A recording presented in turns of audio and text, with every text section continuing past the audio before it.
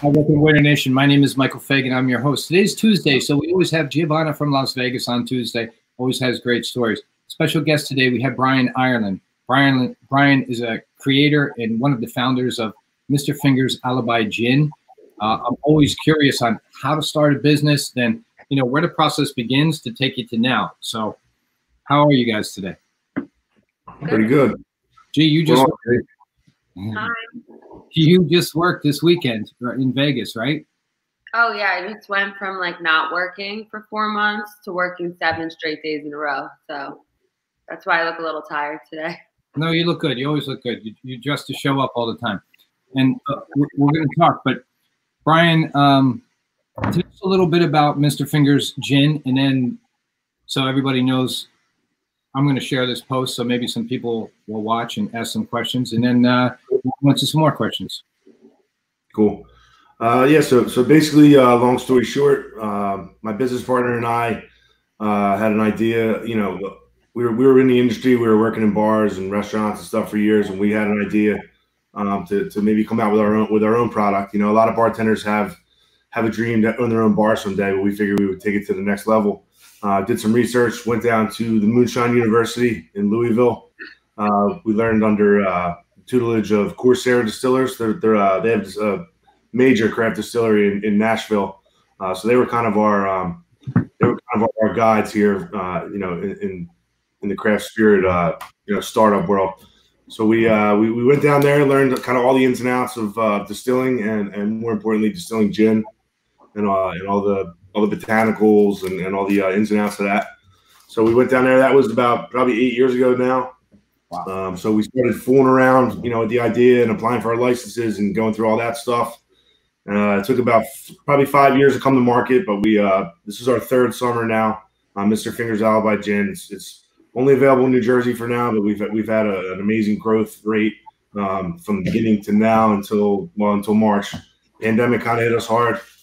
An issue for us is that we've had major success in bars and restaurants and nightclubs and all that stuff, more so than on retail shelves. We've just had better luck going in and talking to managers and bartenders, getting to know people and getting on cocktail lists and pushing it organically that way.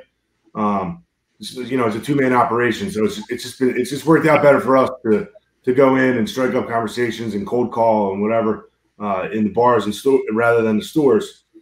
So when everything closed, it really hit us hard. 88% of our accounts were on premise. So, right, because a lot of liquor sales skyrocketed, but that was all retail stores that were doing it. Everybody was drinking at home, right? Right. I mean, we're available in stores, but not nearly as many stores as we are, served over the bar or in establishments. So, I mean, the stores that had us, we did great.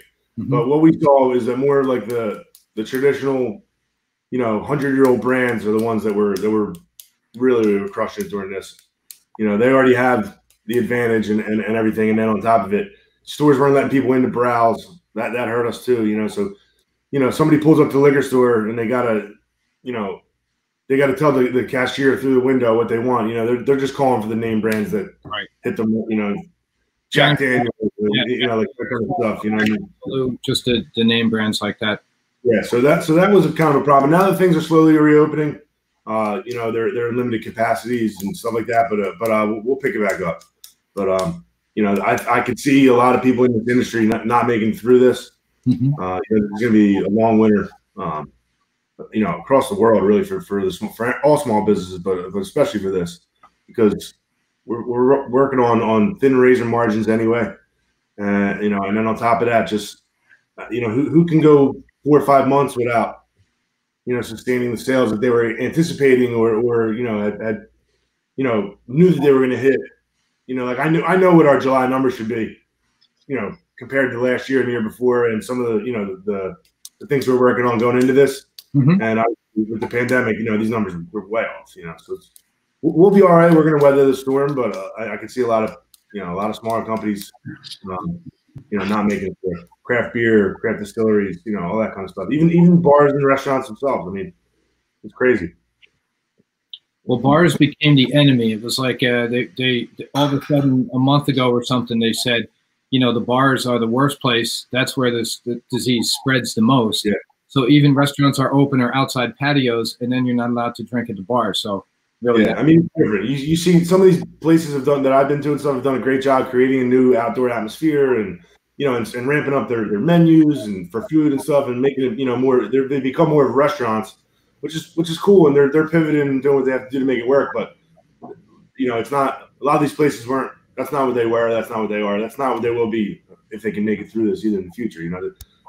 I know one good example is in Somers Point, New Jersey, Josie Kelly's, which is like an old school Irish pub. They recreated this beautiful pub inside of there. It's kind of bar you want to go down, sit down, get comfortable, talk to the people around you. Have a perfect poured Guinness. And now they have tents in their parking lot. They hired an awesome chef, Michael Brennan. They stepped up their menu and they stepped up, but it's not what this place was supposed to be. It's not what this place truly is at heart. It's not a restaurant in a parking lot. It's an Irish pub. So people are doing what they have to do and making it through this, but it's kind of interesting. And you're going to see a lot of places not be able to pivot, not be able to recreate, the spirit of what their place is. So I don't know. Scott Clark just commented in and he said, we must be desperate for guests to have you on the show. Oh, here we go. Here we go. I think, Scott, I mean, you tell me if I'm wrong, Scott, but I think because you have the beer garden outside, you're doing pretty well these days, or at least, better than most on Tennessee Avenue. Gee, are your bars open in Vegas? No, so they're not. So just like Brian was saying, like in my restaurant, I had a full restaurant with no, I can't have guests at the bar. So now I have to bring in, either one bartender or two bartenders. They have no guests to take care of at their bar. And they're just making drinks for the restaurant. And they have a few lounge tables. Yeah. Anyway. Do you carry Alibi in Vegas? I don't, but I would love to get it in my restaurant. Yeah, we're working on it. It's on the list. Scott says, yes, he's killing it. But feel bad for the friends and want everybody to get back to action. Yeah, I'm not back to action. Today actually this week is scary because that $600 in unemployment runs out for everybody. So everybody I know is texting me and they're asking me what we're seeing. We're on the edge. We're not allowed to go back to work and we're not allowed to make money. Brian, in the beginning, when you wanted to you wanted to make your own spirit. Is gin your drink? Is that why you wanted to go? Were you thinking maybe we'll do whiskey, a scotch, bourbon, Yeah. So, I mean, I drink a little bit of everything, honestly. I did always like gin. I really like whiskey. I like everything. I'm like, but yeah. For us, we like the versatility that gin offers, there's just such a wide range of botanicals and spices and everything in the world you can play with, So basically, the common denominator for gin is that it has to have juniper in it, which is kind of that piney Christmas tree smell everybody associates with gin. But after that, you can do whatever you want. You can put one other thing in there. You can put 100 other things in there. So for us, we just like the versatility to be able to play with all different flavor profiles and really kind of and nail our own unique kind of spirit because no gin's the same. Right. Every gin has that same, like I said, the common denominator of juniper. But after that, there's gins that are really spicy. There's gins that are really floral. There's gins that are really citrusy. So we kind of like that. You can create something that is nobody's ever going to be like, oh yeah, that kind of tastes like this. Like no, gin is, the world is your oyster when you're playing around with these spices and ingredients. So we kind of like that. We'd be able to do our own thing. Yeah, you came into American Cut. You gave us a little bit of demo. I tasted it. I've drank it since. I think we had a couple cocktails that featured Alibi, right? Yeah, we had a couple. I think at least 3 to 4 throughout the time that I was in America.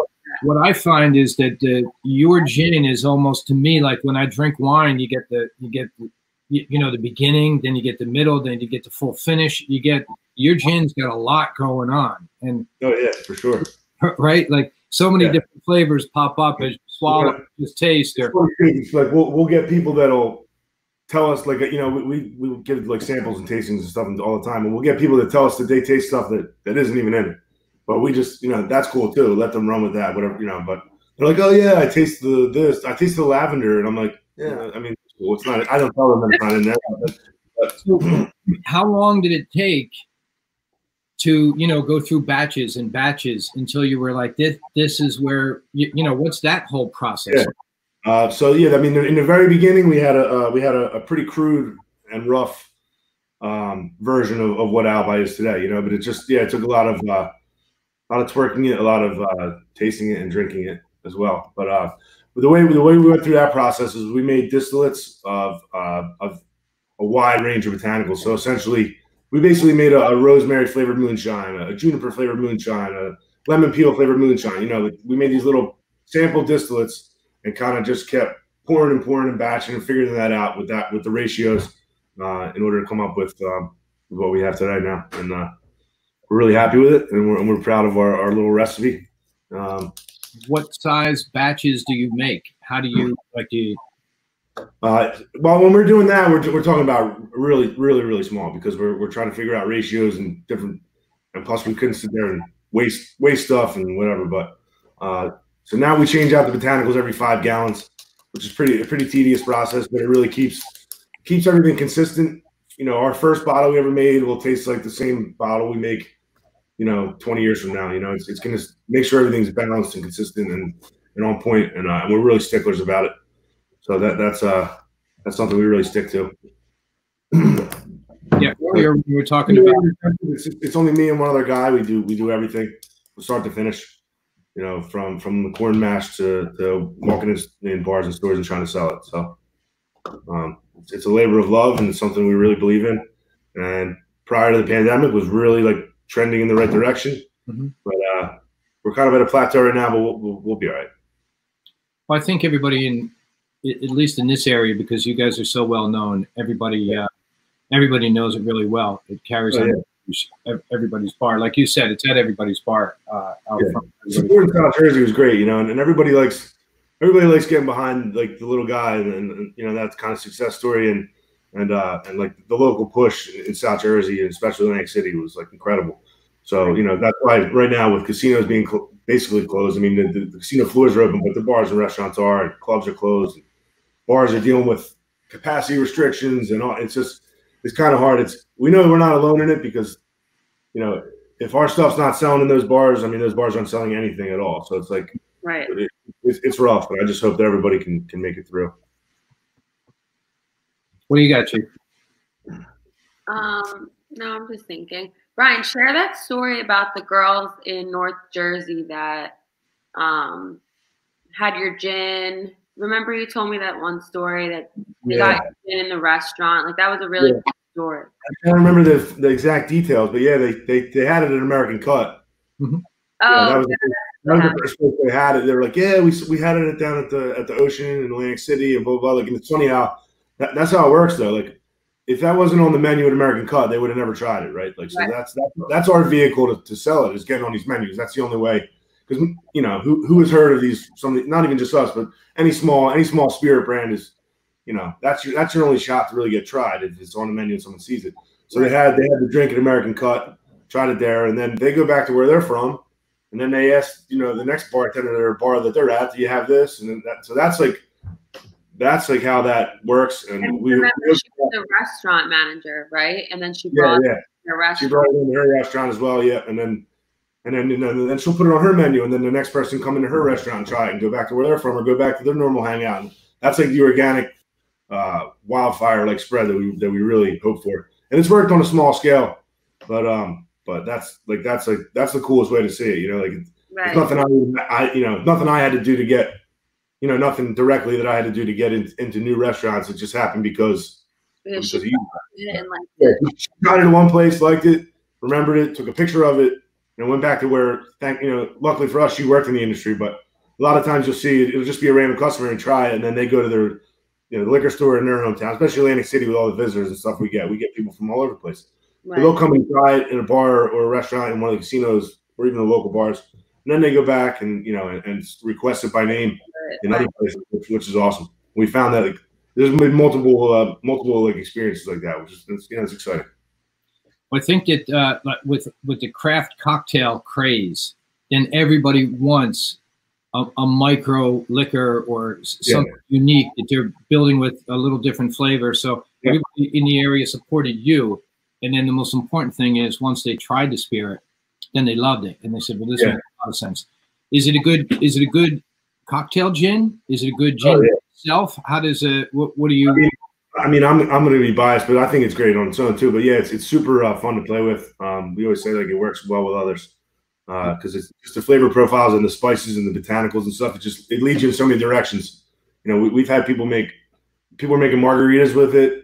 You know, and not just gin and tonic. You know, people are making spicy drinks with it. People are making fruity drinks with it. People are making frozen drinks with it. Like it's kind of it really works all over the playing field, which is fun. Right. When I worked at the beer garden, because I used to work at the beer garden last summer, just on Sundays. But you know, we had like 5 cocktails with Alibi gin, and all of them were different. Like one really had good. beer in it. One was more fruity with cucumber and mint. One had Aperol with it, like more of an Aperol spritz in a kind of way with the gin. So you could literally do anything with it. I mean, the one we had in American Cut had it was the black. What is the vitamin? Activated charcoal. Yeah, the activated charcoal. Yeah. People love this for the visual effect of it. They're like, oh, what's that? That looks cool. Yeah, it's been fun. But yeah, that's the one thing. People want to support the small business.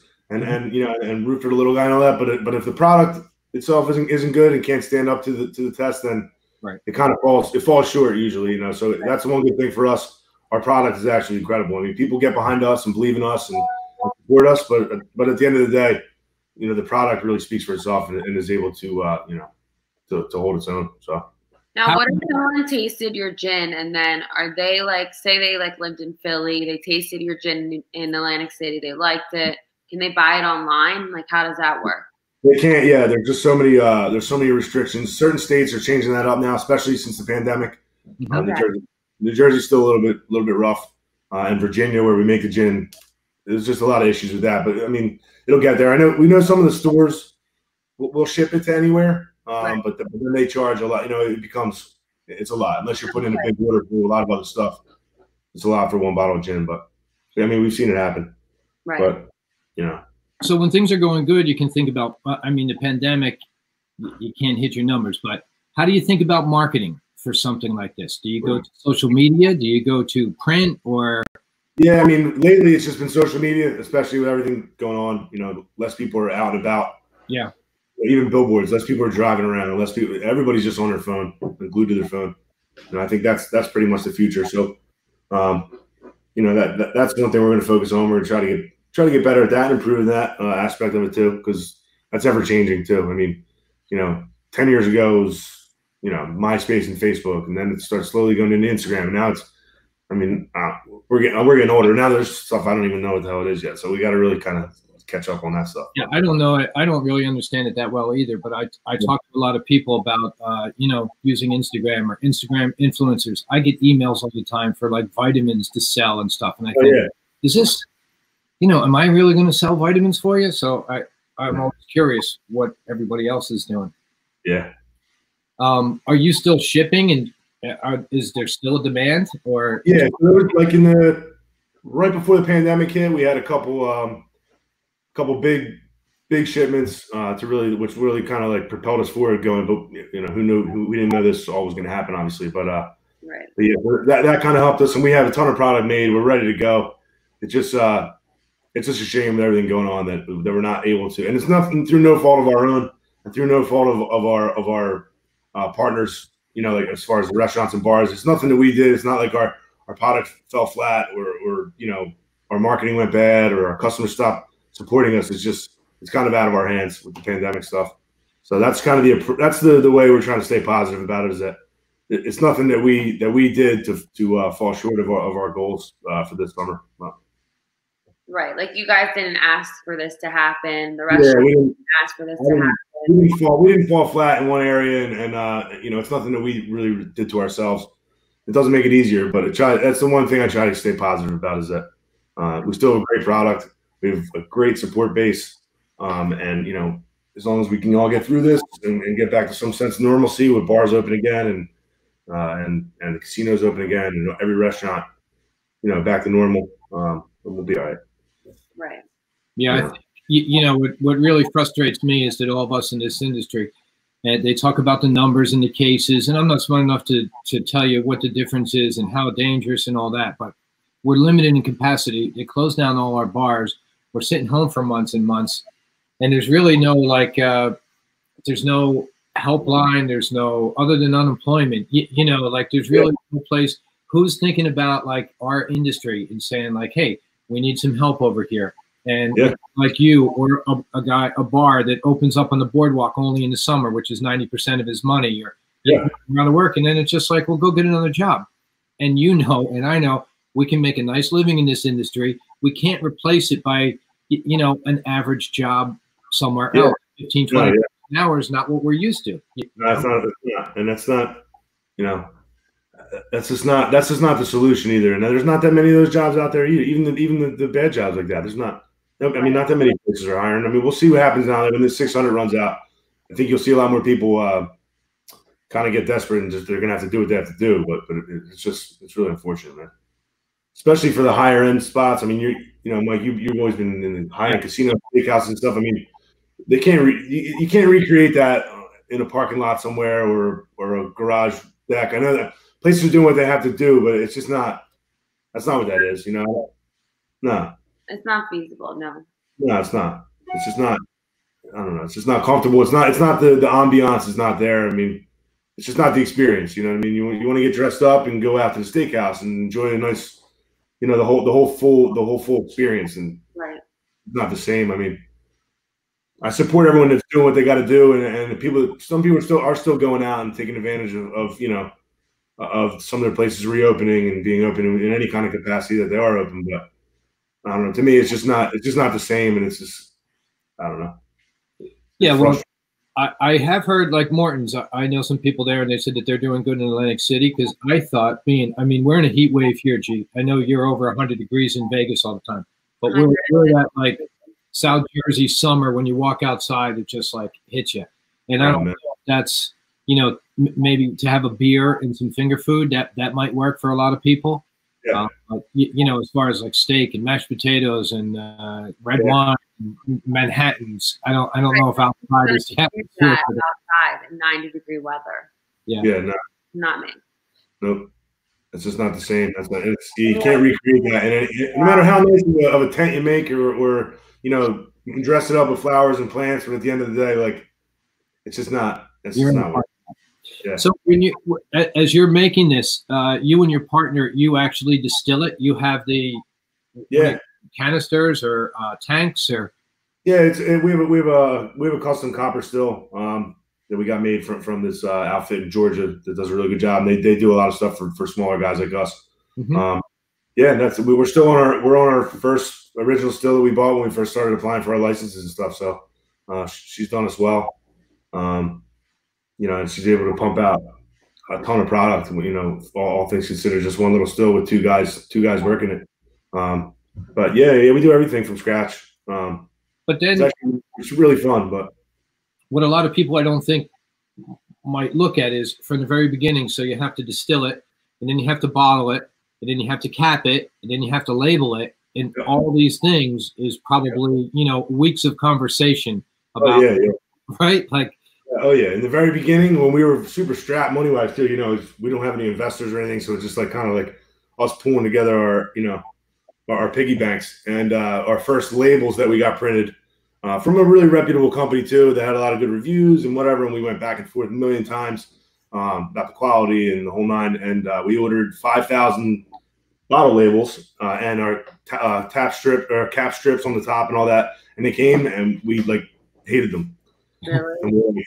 So we actually still have them just sitting around. We decided with the product, the price point we were going to charge, and how like high end and beautiful the actual product was. The labels just kind of looked cheap and skimp, and we were like, it was a rough decision to make. It was like, do we just stick with it and because we don't want to spend any more money, or do we and send it out and we'll fix it for the next time, or do we just try to get it right? And we decided to get it right, so we still have 5,000 of those labels sitting around in our distillery in Virginia. But yeah, there was a million conversations like that. Even the bottle, selecting the bottle, we must have had 25 different companies send us 10 different samples of. We end up going with a custom size that we thought was, was nice. I got it here. Right, it went with it fits in a rail. It's bartender friendly, all that. But label's perfect though. Yeah, it's fun. Yeah, but see, that's yeah, like this conversation are like endless back and forths, and you know, because you want to get it right, and we think we did get it right since the beginning, as far as that stuff, as far as the look of the product and all. Yeah. Yeah, but that's an industry guy phrase where you say it fits in the rail, because Oh, yeah. you see like a fancy, big bottle, and it comes in, it's like, you got to buy this. You think, where am I going to put it? Yeah, and who wants to pick that bottle up and try to squeeze a pour into it? And every time you're going to make a drink, you got to hold the bottom of it, or like let's just make it bartender friendly, bar friendly. Right. You know? So wait, so is the $600 officially running out, or what's happening with that? If you collected this week, when you collect in New Jersey, you do it like each day, like Sunday, Monday, Tuesday, Wednesday. So you'll get it this week. And then next week, if you apply on Sunday, it's not included unless the laws change. So they are in negotiations right now, the Senate and the Congress, trying to figure out if we're going to get that $1,200 check again, if we're going to get $200, $400, $600 extra on the unemployment. I have seen a big push for our industry, believe it or not, that they are talking about. I don't know how they're going to help, but they're talking about the hospitality. They always use the word hospitality industry, so that's hotels too and stuff. But sometimes by the time that trickles down to little people like us, there's like, Olive Garden gets $500 million, and guys like us, we don't. We live off it. But it's really a shame too for South Jersey here, because this is like, this time of year this is how you get through the whole winter. Right? So this is the end of July. So what happens when it's December in Atlantic City? Yeah, it's gonna be rough. Situation. You can't have an outside bar when it's 30 degrees outside. Yeah, I know. They're going to have to figure it out. I think I was talking to Chris Crean and saying, most of he oversees 3 restaurants across here in Pennsylvania, and most of what he does is forecasts and then meets the forecasts. Right. And how do you forecast in this environment? He said, yeah. You don't know if you'll be open next week or closed, or if the numbers go up and they close you down, or they put more restrictions on you. And you're right. Like everybody says, oh, they're making more money in unemployment. Not us in Atlantic City in the summertime. Yeah, no way. You're right. We pile it away, and that's how we pay for Christmas and the slow season. And our conventions come up, and that's going to hurt us. So there is no forecast. It's just day by day. But that's like kind of like what we're living through right now here, because right now he only shut down the bars. But with that being said, like there's rumors every day. Oh, we're going to go back to phase 1. Oh, restaurants are going to go to 25% capacity. There's all these different rumors, but we don't know what the truth is of any of them. He hasn't made an official announcement, but being a restaurant manager, it kind of, you're really hesitant, like on what you're going to do. Like, am I going to order another liquor order? Because if I'm shut down next week, I'm not going to have a product, because I know what happened the first time we shut down. So, we're kind of really hesitant on the moves we're making, because, we don't know what tomorrow holds. Yeah, great. Too, G, your staff is coming to you and texting you all day long, like, hey, what's going on?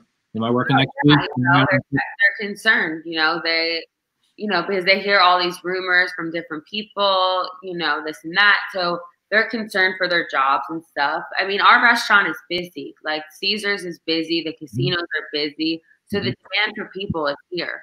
A lot of these people are traveling from California, Arizona. I mean, it's not as busy as it once were, but that's a whole different story, But we're busy. We have people, we had a busy lunch yesterday. It was a Monday. We had a busy dinner yesterday. It was a Monday, where these people usually go back home anyway. So on the weekdays, we're busy. On the weekends, we're busy. Like the demand for the customer is there. We have people. Oh, yeah. Especially people were cooped up for months, and everyone was bored. Everyone's ready to be social again. Right. Yes, like you said, what did you see? A memory on Facebook where there was a big group or a concert or something that you were at, and you thought, oh, we can't even think about doing that, right? Like last week. Brian, you want to stick around? You want to? I got like a couple more minutes, and then I got to roll. I got a couple things to do, but. All right. Well, why don't we do this? We'll ask everybody, if you're going to have a drink this week, have Alibi gin. Well, in a local bar that you're going to have a drink, make a nice cocktail. That's the bartenders what they do. If you're not, you can go to a liquor store, at least down here in South Jersey, and pick a bottle. shoot on our website, alibigin.com. We have a whole list of everywhere that carries us, bars, restaurants, and stores, separated by county. So even if you're not necessarily ready Clark County is on your list there. What's that? I don't think Clark County is on your list. No, it's not on there, G. We'll have to send you a bottle. You have a Facebook? Does Alibi Gin have a Facebook? Yeah, Mr. Fingers Alibi Gin. We have an Instagram too, at Mr. Fingers Alibi.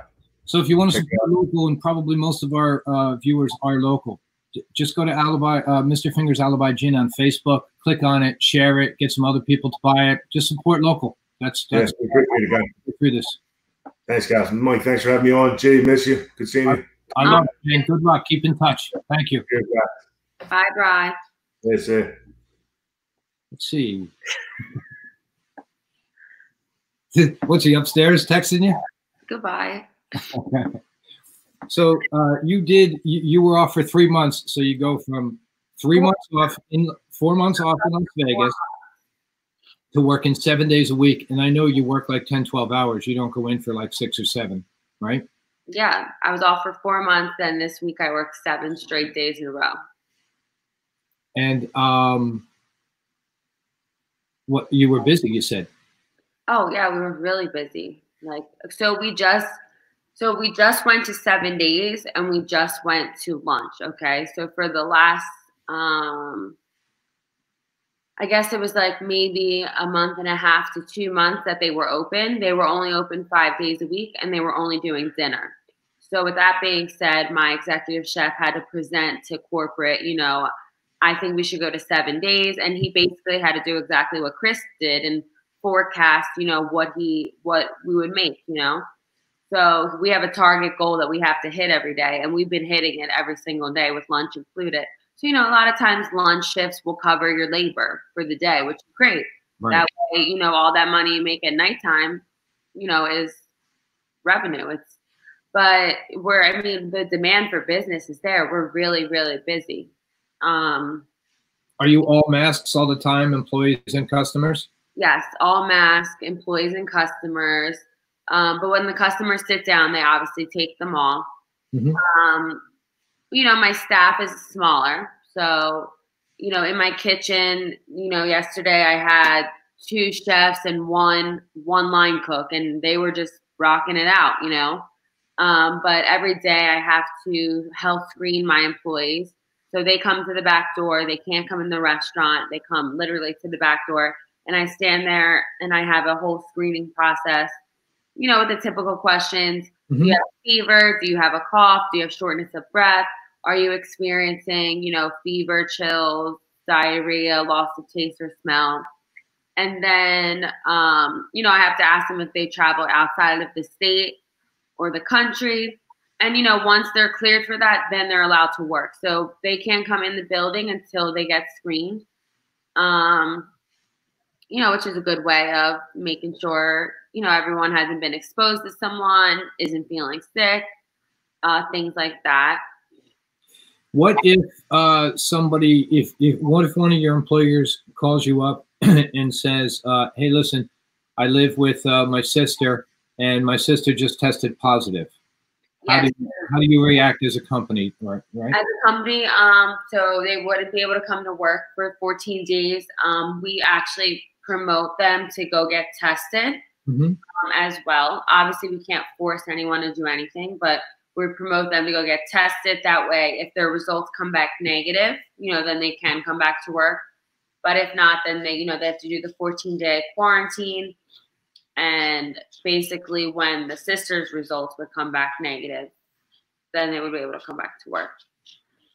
Yeah, as I look at the numbers just throughout the country here, Florida, Texas, you know, Las Vegas numbers really aren't a whole lot compared to other states. Right.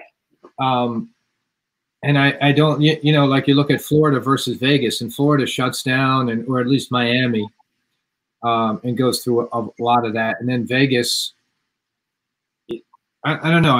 I can't make any sense out of it. I talked to Mark Lopez the other day, and he works in Tampa Hard Rock. Okay. And I said, what's it like? And he goes, no, it's good. It's good. He said, you know, we're fine. And I was like, really? I mean, if I watch the news, it's like Florida's on fire. And he goes, no. Right. And that's the thing, like, you know, and I believe that even just throughout this whole situation with the virus, but the news just makes everything 12 times worse than what it really is, you know? Well, I think they're going for the headlines and the clickbait. So all you hear, like, if Florida starts doing better, we won't hear about Florida. We'll hear about that. Then they'll just go on to the next state that, you know, might be in the red zone. Exactly. Yeah. And that makes it hard for us in this business. Like you said, you're open, and people go like, oh, well, good, they're open. Yeah, but you're not. If you had 100 employees, what do you have back? 40, 30 altogether? Yeah, something like that. So like typically during the week, I'm scheduling, or like, you know, we might schedule more, but we have on like 5 servers, 6 servers. On the weekends, like 12 servers, which is good. I mean, that's a lot, you know, but I also have the largest restaurant in Las Vegas. So I have this space to separate people because my restaurant's huge. And what are you at, 50%? We're at 50%, yes. So, you know, I firmly, and I don't believe the casinos will shut down. I just don't know what's going to happen, you know, with everything else. Like the governor might shut the gyms down or the nail salons, or he might tell restaurants to go to 25% capacity. But we just don't know. And it's, you know, I mean, as a governor, it would be nice if he could just address, you know, whatever it is that he's going to do, or if he's not going to do anything at all. But, you know, it's a really uneasy feeling, especially when you're trying to run a business, to really have to monitor what you do hour by hour, not even day by day, because you don't know what's going to happen. I think my feeling is that we are going to be limited capacity and no bars for a while, and until the end of the year, like that long. So even if we open up, it's 50% of staff and no bars. And you know, like if you have the bar open, that creates atmosphere. There's some, you know, all the pretty people go to the bar. It's something to look at. You're chatting with people. It creates that. So when you go into a restaurant and there's nobody at the bar. Right. And there's not even seats at the bar. You know, it's just like this very desolate space. You know, in my opinion, it's just, I feel really bad because a lot of the places that have bars, restaurants and stuff, they were doing the right thing. You know, they had everyone separated. You know, it doesn't make sense. Like, why can I sit at a table, but I can't sit at a bar, right?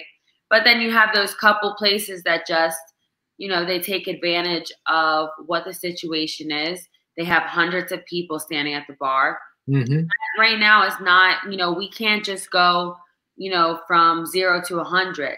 That's just not how it's going to work. We can gradually get back to that, but that's not going to happen anytime soon. So, you know, these couple places that want to take advantage of, you know, what's happening, that's why we're in, you know, that's why bars are closed. And I feel terrible for my bartenders. They come in, you know, they get to take care of the service team. They get to take care of their couple lounge tables, but they don't get to take care of their customers. And that's all about what being a bartender is about. People come to a restaurant sometimes to specifically sit at the bar. Sure. You know, a lot of people might come alone and, you know, they don't want to sit at a table by themselves. So they sit at the bar, then they make that relationship with the bartender, you know, and then they come back because of that experience they had. And it's, you know, terrible that, you know, I have to have a bartender come in. They don't get to, obviously, they're not making as much money anyway, but now they're really not making as much money because they have no guests at their bar. And they're just doing service well drinks and hoping that they get some people that sit in their lounge tables. Right. You have to sit at a table. And I've seen, I don't know if it's true, but a lot of places that are strictly a bar without food. So now what they do is they're like, okay, 2 chicken nuggets for $2 and you can drink. Without the chicken nuggets, you can't drink. So they're doing like very, very small bites, like ridiculous small. And they're putting some tables out. I don't know. It's probably the same thing, but I understand the health risks, and I understand when people say, you know, there's deaths, but there's the other side of it too. There's so many people are just getting destroyed and devastated. In our business, you know, I just don't see it thriving for a long time. Give me them nuggets. So this is my friend Lorraine. She is an executive director at the Venetian as well in marketing. So, you know, she's experiencing the same issues with, you know, they're having a hard time getting guests here, especially the ones that are from the East Coast. Mm-hmm. You know, because, you know, so every person has a different, you know, feeling. Some people are scared to travel. Some people take care of an older person. Some people have children. So being in, you know, their position to try and get people to come to Las Vegas, it's a little bit of a struggle at the moment, you know, unless you're like a really high-end guest. Because if you're a really high-end guest, then there's a lot of ways that they can, you know, take care of you. The rules don't apply there, obviously. I know. I got my hair cut for the first time in 7 months yesterday. So I was gonna say your hair looks great, but I really was liking like the I had to do it. I ran out and I found a place and I went in. But they said where you add on the, I think there's like 14 or 15 states that if I visited in the last 2 weeks, I have to quarantine myself. I don't even know what the states are, right? Right. But that's what they asked me before I walked in, and I haven't been out, and I haven't been exposed to anybody. So I was honest and true. But there's, you can understand where if somebody goes to Vegas, then they have to answer this whole lengthy form. You know, one thing that, yeah, absolutely. The smiles. One thing that they're trying for in this new bill, like the $600 and the extension of money and stuff, is also protect businesses and schools, I believe, from being sued, right? Because if you have a small restaurant and God forbid somebody gets sick and they figure out that they got sick at your place, then you just get sued and sued and sued and sued. I hear, I believe in that. I think that's a Republican stance, but I don't know or not. But I think that, you know, businesses have to be able to open and not be scared that they would be sued as well if they can, right? But I could definitely see the people going to Las Vegas. And Brad last week was saying, like, year-round is convention season, and that's just such a big part of it. We're not going to have any conventions till like next year, I guess, next spring, you know. Right. You know, and who thought that this would be like, who thought that like 4 months, almost 5 months now would have went by and this is where we would be? No one.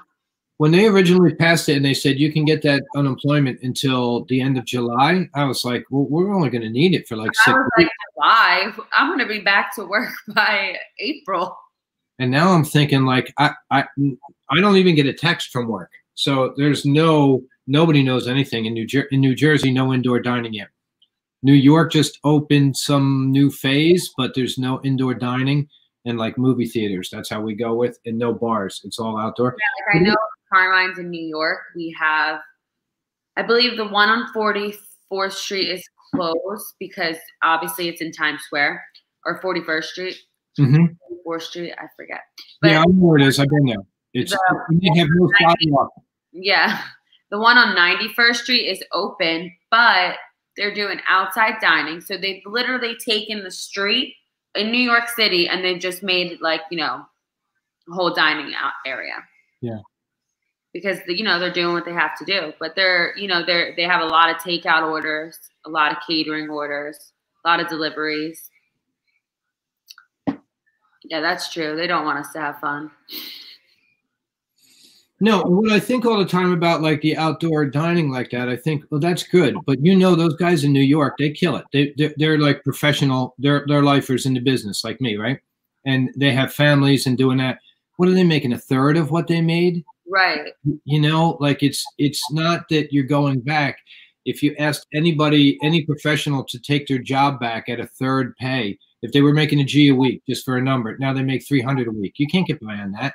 You know, you live to your means. And so, hey, Adam, what's going on? Do you think there'll be a catch-up period? Everything is canceled now. We'll be booked a week after week, making time. That's usually slower and it's busy.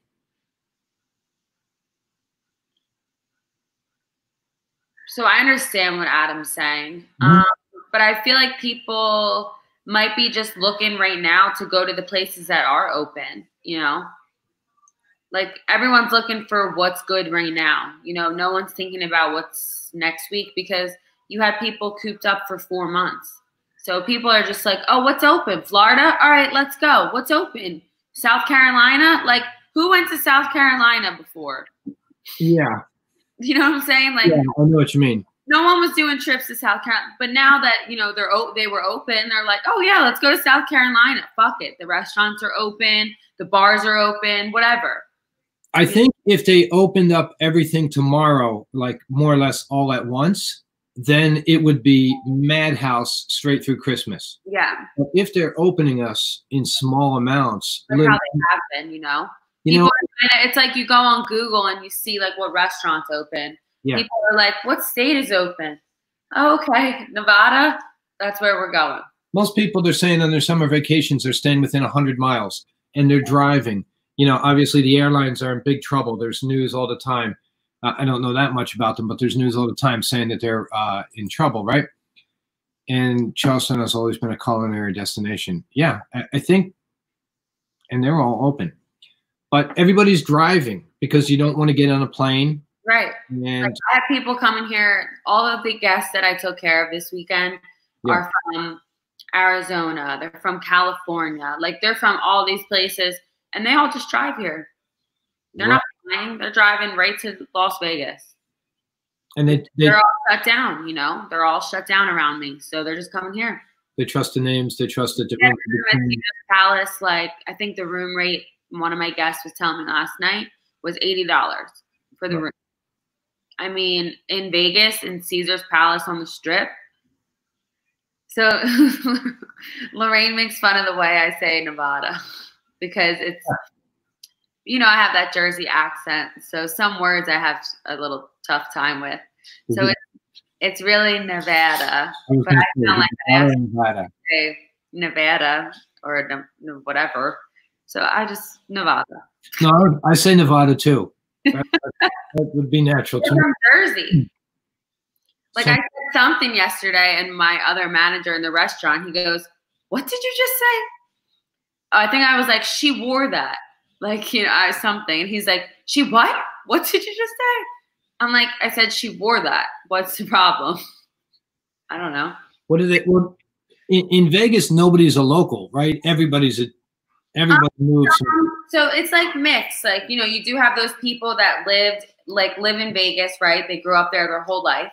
But then you have other people that, came at a younger age as well. And then a lot of people like my boss, Adam, he came from California. Then my other boss, Jesse, came from Detroit. Then one of my other colleagues that's, equal with me, he came from Albania. Right. So it's cool because everyone has a story there. I mean, you have like the coolest thing about being in Vegas, especially working on the Strip, is just you have all these amazing minds, in one place. Everyone has the utmost amazing experience. They've come from the best of the best restaurants. So you're really like influenced by all these people that really know what they're doing, which is really cool. I'd like to do a competition with you. You get 6 of your best waiters, and I'll pick the all-star team from Atlantic City, and we'll compete against each other. Because my money's on Atlantic City. I always say the best servers are in Atlantic City. I'd be right about that. I'm biased. We have good service teams in Atlantic City, that's for sure. And I'm sure Vegas too, because it's similar in that this is what we do. And there's so many people in Vegas that this is how they buy houses, raise children, get married, do all that kind of stuff. I think that our business, when you look at the forecasts and I look out, they say the fall between the flu and COVID could really be a mess. And then again, it couldn't be too, but worst case scenarios if that came up. And then also school. So if the kids return to school and it goes very well, then I think our restaurants will start opening more, and then we'll get out into more normal by Thanksgiving. If school's a disaster in any way, and I mean, but now school, like school's not going to be like regular school anymore. Well, they need to, and then I just saw, and I don't know all the facts because it changed so quick, but then I just saw that New Jersey yesterday said you can opt out and do the online courses. So, parents that don't want to send their kids, so it's not 100% like it was. And then we don't know about sports or anything else. But if they go back and the kids are healthy and we adapt into going into a school system and that doesn't reverse, that will help our business. And then the flu season and COVID at the same time, say like around Halloween, that could be a whole disaster. We could be going through this with even bigger numbers then. And that's right before the election. So they always say in an election year, everything is about the election. So both sides will do everything they can to smear the other side, and we kind of get caught in the middle. And I think that's why it's so hard to get good information and just say, can you just tell me the truth? Can I understand this? Right. Right. That's my frustration. How dangerous is it? When are we going to get through? What is the plan? And I just think both are just, you know, pushing the other one around and smearing the other one, and then we get caught in the middle of it, and then our industries. You have the flu, and you know you don't even know if you have COVID or the flu, because you know I experienced the flu.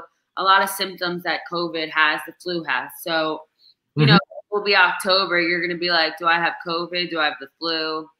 You know, I got real sick in February for like 6-7 days, where I was just crappy, felt crappy. It was like hoarse for a couple of days coming in, and then it went away. Was that COVID? I don't know. Was that just a regular thing that I got? I don't know about that either. You know who I have coming on Friday? Do you know Jason Goldfarb? No. Jason is local here in Atlantic City, and he's an entertainment agent and consultant. So a lot of DJs and bands and live events here in Atlantic City. And actually, I think he works much further than just Atlantic City, right? But if anybody's business got hurt more than us, it's live events. So he makes his living on being a promoter of concerts and live events, comedians and DJs, and that's all out. So right, that's like my old boss from the pool. His name's Frank Katchenbone. He would be a great person to bring on one day.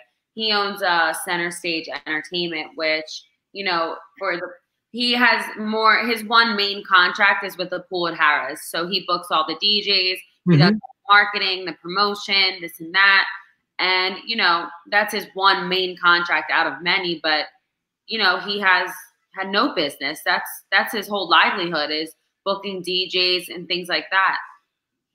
Putting crowds together, like John Henderson. He does. Putting crowds together, yeah. He brings in the crowds. And then, you know, so that's, and we all are related, because when the crowds are there, then we take care of them. Then they're happy with our town. Then they come back next year and so on. John does a festival. Then they all come to dinner. They, you know, they do different things in the city because he got them there to come to that festival, you know? Yeah, I like us like bringing in Brian and getting that perspective. And I know we've talked on the side. I've reached out to like a couple politicians, a couple people in Atlantic City. And I think it's good that I like talking restaurants, and I think it's good that if we bring some other people in, because we get a different perspective of right, like what's going on in their industry. Right, and maybe they can understand what we're going through too. I think that it's they all go with each other. You know what I'm saying? Because at the end of the day, that car salesperson is a diner in our restaurant that we work at. You know, right. So, it's nice to hear what, you know, the struggles of other people, what they're going through, or, you know, the success that they're having, you know. Yeah, and maybe figure out how to have your own success in that way too. Right. Steve says, yeah, it's not about the truth. It's just, yeah, it's about clickbait. It's about headlines. It's about, you know. Right, like we only talk about the cases. We don't talk about the deaths. We don't talk about the death rate. We don't talk about the recovery. We don't right. Like, is it dangerous for me if I get it? Like, am I going to be able to? On the death rate or the cases, the amount of people who got it, you know, the kids that are stupid and they're having parties to see who gets it. You know, that's all we talk about. We don't talk about any of the positivity. We don't talk about people who have recovered. We don't talk about, you know, the death percentage, in my opinion, seems low. Although it's unfortunate that we lost people, but we don't focus on that. We just focus on all the negative stuff. That's what they want us to focus on, basically. The biggest names. I know I'm a big fan of Joe Rogan's podcast, and he always talks about how easily it can be to build the immune system. If there were national spokespeople to say, you know, have vitamin D, make sure you're eating this type of broccoli. Like if they just went out and told people, right, like build your immune system by doing these 3 things, Right. And your chances of getting sick are going to diminish drastically. And also, if you do get sick, you're going to be able to rebound faster. But, you know, why don't we just educate everybody, you know, don't eat Doritos and hoagies all day long. You know, do a little bit, you know, it seems like that makes sense. Although, question for both of you, what do you think the importance of service consistency at this point? Is it possible to I don't even, I mean, is service still at the top? I always believe that you pick a restaurant for food, you return for the service. You return to a restaurant on how you're treated. And I believe that 100%. I don't know. Maybe things change. Maybe you return just because it's, you know, they have nicer tables. Like it's not, they are able to be efficient.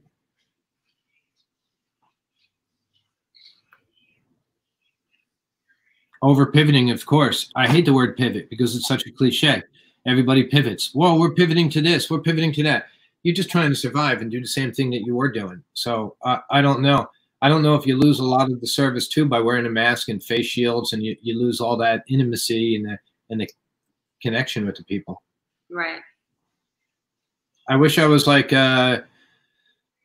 in charge of all the maintenance at a building, and I could walk around and make sure everything was mechanically working correct, like Steve, and then I wouldn't have to talk to anybody, and then I would be sure about that. You going to work today, or are you off today, G? No, G's off today. Oh, what are you doing? I'm gonna go get a pedicure. Go out to dinner? Maybe. There you go. Yeah. All right. Well, I thought today was great having Brian on. I love talking to you. You want to talk about anything else before we go, or are we good? I think we touched on everything. I think we did. I'm sure we'll have more stuff to talk about next week. Yeah. I know I don't want to say anybody's name just in case they don't want to come on or they can't, but we do have a lot of people coming on, and I think it's really going to make the show a lot more interesting to listen to. Just get different perspectives. Every right? perspective, for sure. Anybody who listened today, buy a bottle of Alibi gin, go home and drink it up. It'll be a good weekend for you, or week.